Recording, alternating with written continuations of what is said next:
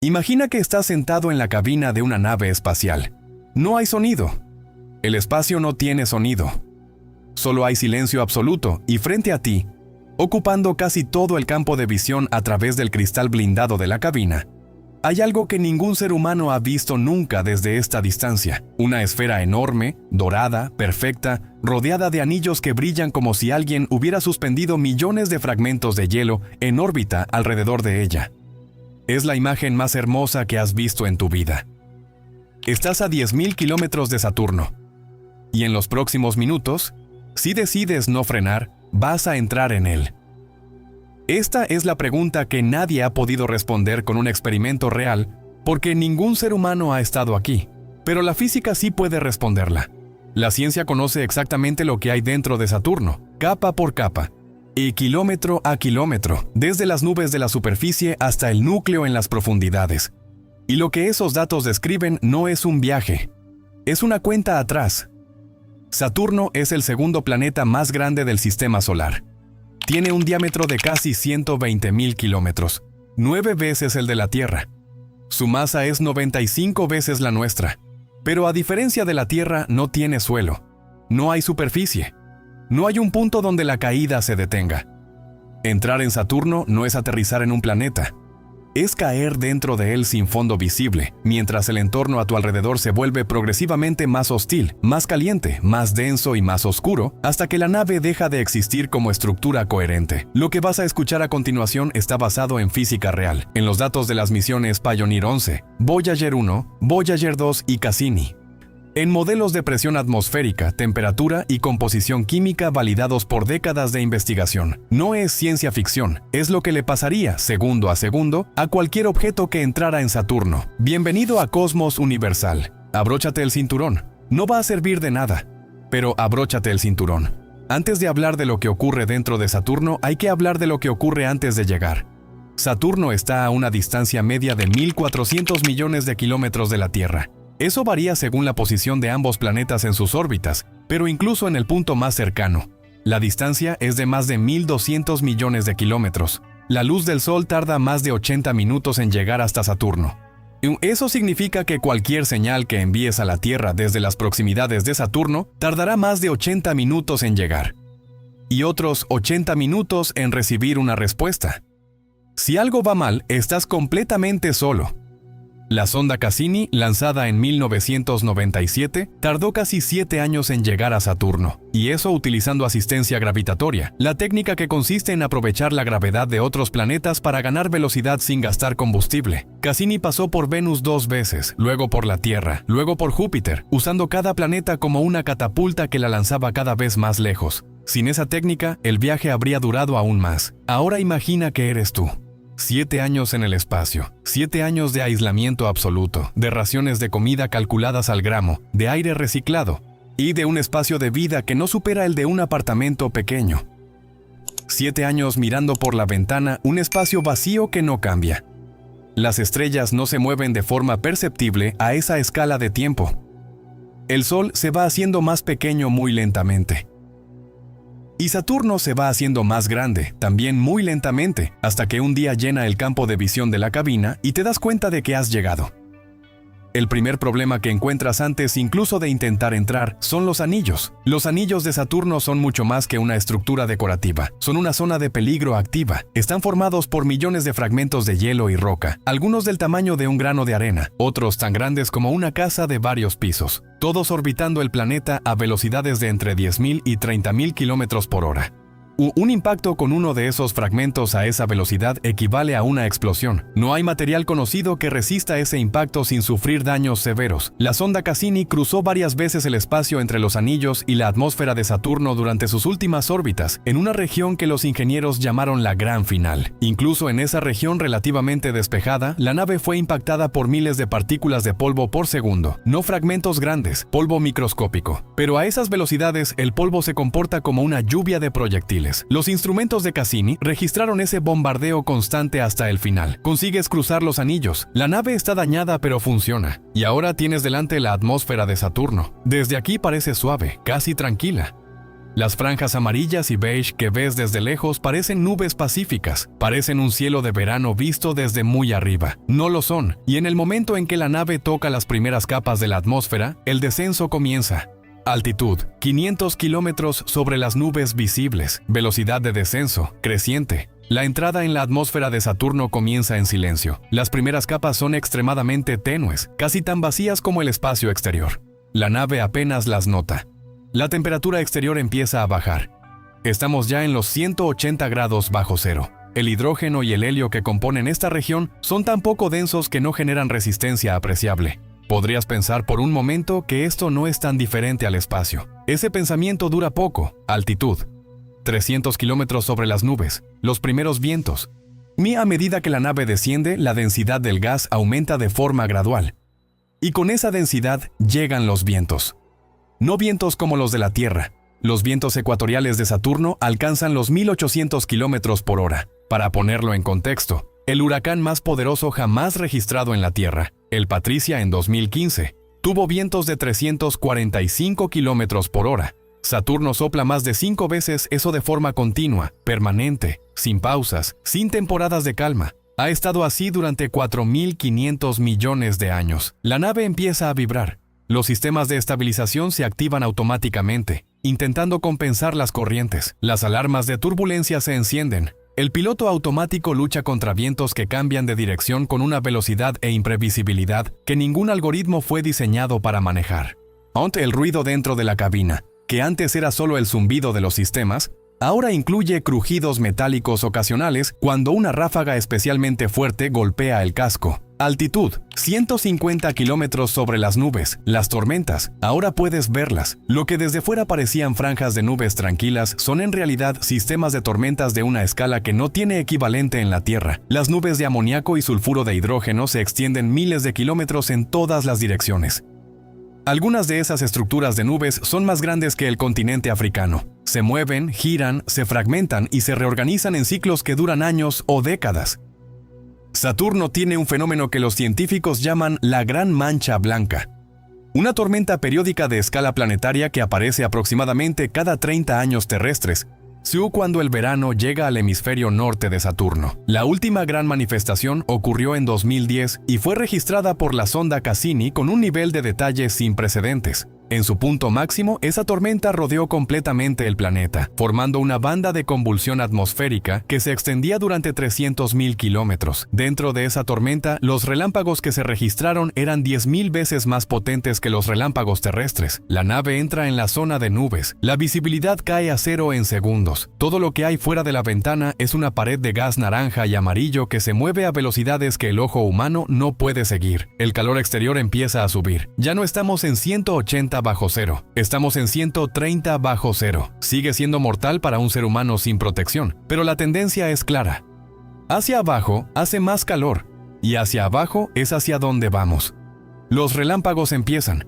Destellos que iluminan la nube naranja durante una fracción de segundo antes de que todo vuelva a ser oscuridad. El ruido que generarían si el sonido se propagara aquí, que empieza a propagarse porque la densidad del gas ya es suficiente, sería ensordecedor. La tripulación, si hubiera una, estaría usando protección auditiva. Los sistemas electrónicos de la nave empiezan a sufrir interferencias electromagnéticas de los relámpagos. Algunos sensores secundarios fallan. Se activan los sistemas de respaldo. Altitud, 0 kilómetros. Nivel de referencia de las nubes visibles. Acabas de cruzar el umbral. Lo que viene ahora es diferente. Profundidad, 100 kilómetros bajo las nubes. Presión, 10 veces la presión atmosférica terrestre.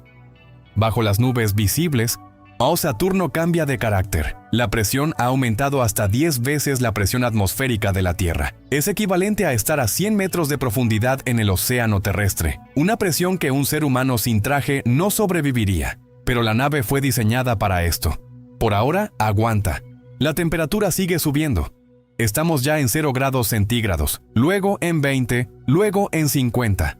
El descenso en temperatura del espacio exterior a este calor creciente ocurre de forma gradual pero implacable. El sistema de refrigeración de la nave trabaja al máximo de su capacidad. Las lecturas de los sensores térmicos del casco exterior muestran valores que suben cada pocos minutos. La visibilidad exterior es nula, no hay luz aquí. La luz del Sol, que ya era débil a la distancia de Saturno, no penetra a estas profundidades. Lo único que ilumina el exterior son los propios relámpagos de Saturno, que siguen ocurriendo en las capas superiores y cuya luz llega hasta aquí difuminada y distante. El interior de la cabina, con sus pantallas y sus luces de emergencia, parece un submarino descendiendo en un océano negro. Profundidad, 500 kilómetros. Presión, 100 veces la presión terrestre.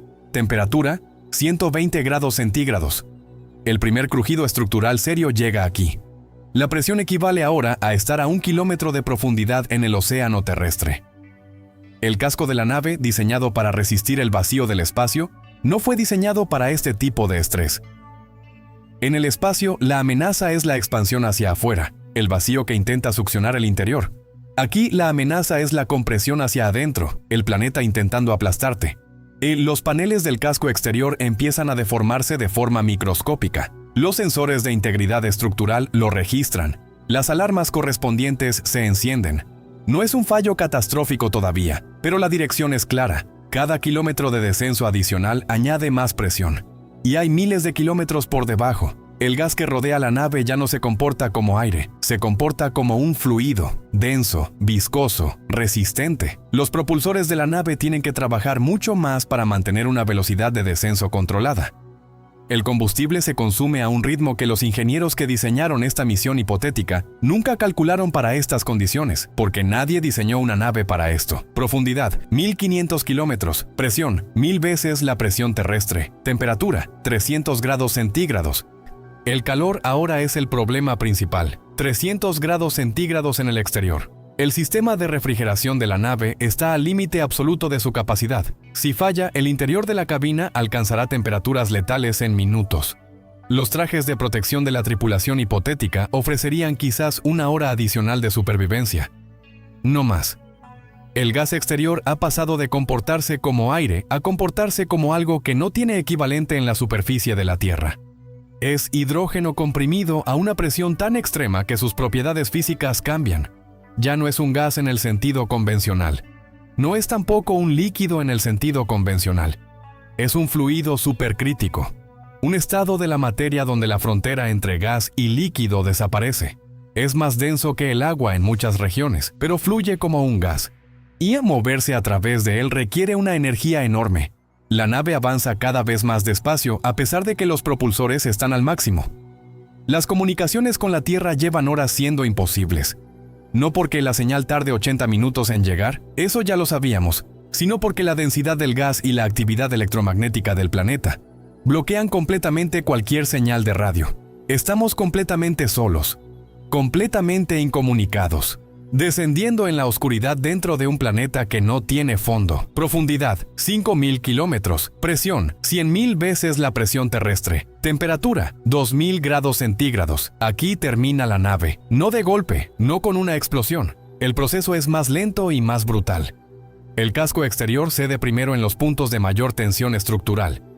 Grietas microscópicas que se propagan en segundos hasta convertirse en fracturas. El gas exterior entra a presiones que lo convierten en un proyectil. Los compartimentos de la nave colapsan uno por uno. Los sistemas electrónicos, que llevan horas fallando progresivamente, se apagan en cadena. La estructura de la nave, que fue diseñada y construida durante años por miles de ingenieros, se deforma, se comprime y se fragmenta en cuestión de segundos, bajo una presión que no tiene equivalente en ningún lugar de la Tierra. Lo que queda no son escombros reconocibles, son fragmentos que el gas envolvente dispersa y disuelve progresivamente mientras continúan cayendo. Saturno no devuelve lo que entra, el planeta se lo queda, para siempre. La nave no llegó hasta aquí, ninguna nave llegará nunca hasta aquí, pero la física sí. A partir de los 5000 kilómetros de profundidad, la presión sigue aumentando de forma que no tiene comparación con nada en la experiencia humana. Y el hidrógeno, que ha sido el componente principal del gas que hemos atravesado hasta ahora, empieza a transformarse en algo que no existe en ningún laboratorio de la Tierra en condiciones naturales. Profundidad, 15.000 kilómetros. Presión, varios millones de veces la presión terrestre. A estas profundidades, la presión es tan extrema que los átomos de hidrógeno pierden sus electrones. Los electrones se liberan y comienzan a moverse libremente entre los núcleos atómicos, igual que ocurre en los metales. El hidrógeno deja de ser un gas o un líquido convencional y se convierte en hidrógeno metálico. y a un estado de la materia que la física predijo en 1935 y que los experimentos de laboratorio solo han conseguido crear de forma efímera y a escala microscópica durante fracciones de segundo bajo condiciones de presión extrema. El hidrógeno metálico conduce la electricidad como un cable de cobre, es brillante como un metal y fluye como un líquido. Es uno de los estados de la materia más exóticos del universo conocido. Y Saturno tiene una capa de él que se extiende durante decenas de miles de kilómetros hacia el interior. Es esa capa de hidrógeno metálico en movimiento la que genera el campo magnético de Saturno, que es 578 veces más potente que el campo magnético de la Tierra. Si hubiera una forma de ver estas profundidades, no habría oscuridad. El hidrógeno metálico brilla, no con la luz del sol, sino con su propio calor. A estas profundidades, la temperatura supera los 10.000 grados centígrados, el doble que la superficie del Sol. No hay oscuridad aquí. Hay un resplandor rojo anaranjado que lo envuelve todo. El calor residual de la formación del planeta hace 4.500 millones de años, todavía atrapado en el interior, todavía irradiándose lentamente hacia el exterior. Profundidad, 50.000 kilómetros. Aproximándose al núcleo. En el centro de Saturno, los modelos científicos más recientes, basados en los datos de la sonda Cassini y en las técnicas de Saturno-sismología que mencionamos en episodios anteriores, sugieren que no hay un núcleo sólido y compacto como se pensaba. Hay un núcleo difuso, una región donde el material rocoso y metálico está mezclado de forma gradual con el hidrógeno y el helio de las capas superiores, sin un límite claro o sin una superficie definida donde el planeta sea sólido. La temperatura en esa región central supera los 11.000 grados centígrados. La presión es de varios millones de atmósferas. No existe ningún material fabricado por el ser humano que pudiera existir en esas condiciones sin transformarse en algo irreconocible. No existe ninguna nave, ningún traje, ningún escudo que pudiera llegar hasta aquí. Y sin embargo, si pudieras estar aquí, lo que verías sería algo extraordinario. Un océano brillante de materia comprimida más allá de lo que la intuición puede procesar. Un lugar donde la física funciona según reglas que no tienen equivalente en ninguna experiencia humana. Un lugar que existe desde antes de que existiera la Tierra, que existirá mucho después de que la Tierra desaparezca, y que ningún ser humano verá jamás con sus propios ojos.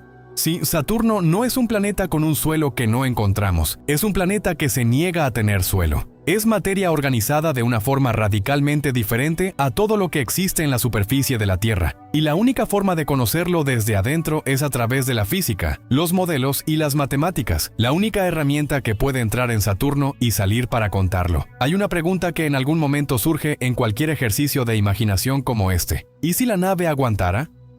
¿Y si pudiéramos llegar hasta cierto punto y luego intentar volver? La respuesta es que la trampa de Saturno no es solo la presión o el calor, es también la gravedad. Para escapar de la gravedad de la Tierra desde la superficie, un cohete necesita alcanzar aproximadamente 40.000 kilómetros por hora. Y eso se llama velocidad de escape y es la velocidad mínima para que un objeto pueda alejarse de un planeta sin ser devuelto por su gravedad. En Saturno, esa velocidad de escape es de aproximadamente 130.000 kilómetros por hora, más de 3 veces la necesaria en la Tierra. Pero el problema no es solo la velocidad. El problema es desde dónde intentas alcanzarla. En la Tierra, un cohete despega desde una superficie sólida. Usa ese suelo como punto de apoyo para empujar hacia arriba. En Saturno no hay suelo. No hay superficie firme desde donde empujar. La nave está flotando en un océano de gas cada vez más denso, luchando contra una gravedad que la empuja hacia abajo y contra una densidad de fluido que resiste cualquier movimiento hacia arriba. Los motores tendrían que generar una fuerza suficiente para superar simultáneamente la gravedad. Hay en la resistencia del fluido y la presión exterior que los aplasta. Es una combinación de fuerzas que ningún sistema de propulsión conocido podría vencer a estas profundidades. Saturno no necesita hacer nada activo para atraparte, solo necesita existir. Su gravedad y su densidad hacen el trabajo solos. Una vez dentro, la física no ofrece una salida. No hay un botón que presionar, no hay una maniobra de emergencia que funcione. El planeta simplemente te retiene y sigue con lo suyo, indiferente, como ha hecho durante 4.500 millones de años con todo lo demás que se ha adentrado demasiado en él. Cassini lo sabía, o más bien, los ingenieros que la controlaban lo sabían. Por eso, cuando llegó el momento de terminar la misión, no intentaron sacarla de la órbita de Saturno para que se alejara hacia el espacio interestelar. la dejaron caer. La apuntaron hacia la atmósfera y la dejaron caer, recogiendo datos hasta el último segundo, hasta que la presión y el calor la deshicieron en la misma oscuridad naranja que acabas de atravesar en este viaje. Cassini sigue ahí dentro, dispersa, disuelta, convertida en parte de lo que estudió. Todo lo que acabas de imaginar no es pura especulación. Tiene detrás décadas de misiones espaciales reales que construyeron, capa por capa, el conocimiento que permite describir ese descenso con precisión física. La primera nave en visitar Saturno fue la Pioneer 11, lanzada en 1973. No fue su destino principal. Primero estudió Júpiter, usando su enorme gravedad como catapulta hacia Saturno. Llegó en 1979 y pasó cerca del planeta durante apenas unas horas. En ese tiempo tomó las primeras fotografías detalladas de Saturno desde el espacio. Midió su campo magnético, estudió la estructura de sus anillos y descubrió un anillo que nadie había visto antes desde la Tierra. Fue un sobrevuelo rápido, sin entrar, sin detenerse, pero fue el primero. Las Voyager 1 y 2, lanzadas ambas en 1977. Llegaron a Saturno en 1980 y 1981 respectivamente. Sus imágenes fueron las primeras que mostraron los anillos de Saturno con suficiente detalle para revelar que no eran estructuras simples, sino sistemas complejos de miles de bandas individuales. Descubrieron nuevas lunas, revelaron los detalles de Titán y su atmósfera densa, midieron los vientos de la atmósfera y registraron tormentas de una escala que nadie había imaginado. Las Voyager no entraron en Saturno, pero miraron dentro con suficiente detalle para saber que entrar era una idea terrible. Cassini fue otra cosa. Lanzada en 1997 en una colaboración entre la NASA, la Agencia Espacial Europea y la Agencia Espacial Italiana, llegó a Saturno en 2004 y no se fue. Entró en órbita. Pasó 13 años girando alrededor del planeta, acercándose a las lunas, cruzando los anillos, midiendo el campo magnético, analizando la composición de la atmósfera. Fue la misión más productiva en la historia de la exploración de planetas exteriores. Cassini descubrió los géiseres de Encélado, confirmó el océano bajo su superficie, identificó los compuestos orgánicos en el material expulsado por esos géiseres, liberó la sonda Huygens sobre Titán, el aterrizaje más lejano de la Tierra jamás realizado, que transmitió imágenes de ríos y costas de metano líquido durante 72 minutos antes de que el frío lo apagara. Durante sus últimas órbitas, la gran final, Cassini voló entre los anillos y la atmósfera 22 veces, recogiendo datos de una región donde ninguna nave había estado, datos que siguen siendo analizados años después de que la misión terminara. Lo que todas esas misiones confirmaron, además de la violencia del planeta en sí, fue que el sistema de Saturno es mucho más complejo y mucho más relevante para la búsqueda de vida que nadie pensaba antes de visitarlo. El planeta en sí mismo es inhabitable de una forma absoluta y definitiva, pero lo que orbita a su alrededor, Encélado con su océano, Titán con su química de hidrocarburos, es otra historia, una historia que apenas estamos empezando a leer. Saturno es el planeta que más veces hemos colgado en las paredes, el planeta que más hemos fotografiado, el que más hemos usado como símbolo del espacio en camisetas y pósters y libros para niños. Es la imagen que el mundo tiene del cosmos cuando quiere una imagen bonita, y es completamente inhabitable, no de forma relativa, no en el sentido de que sería difícil vivir allí. Inhabitable de forma absoluta, sin excepciones, sin zonas seguras, sin altitudes donde la temperatura y la presión sean manejables.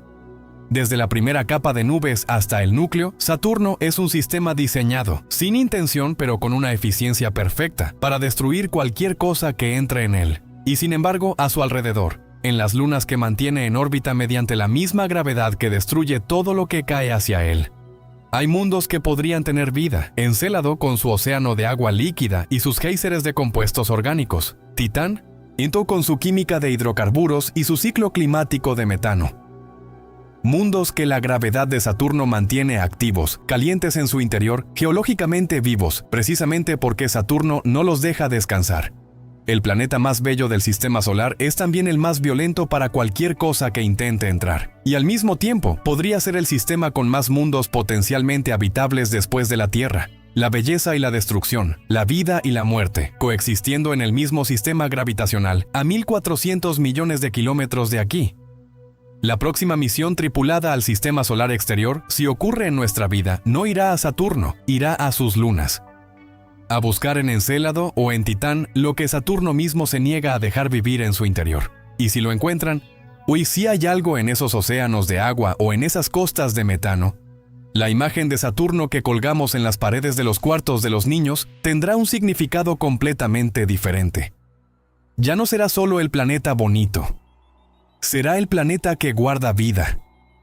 Si llegaste hasta el final de este viaje, este canal es para ti. En Cosmos Universal hacemos vídeos largos porque el universo no cabe en 3 minutos. Suscríbete si quieres seguir explorando y escríbenos en los comentarios. ¿En qué momento del descenso habrías dado la vuelta? Esa respuesta dice algo sobre ti. Hasta el próximo vídeo.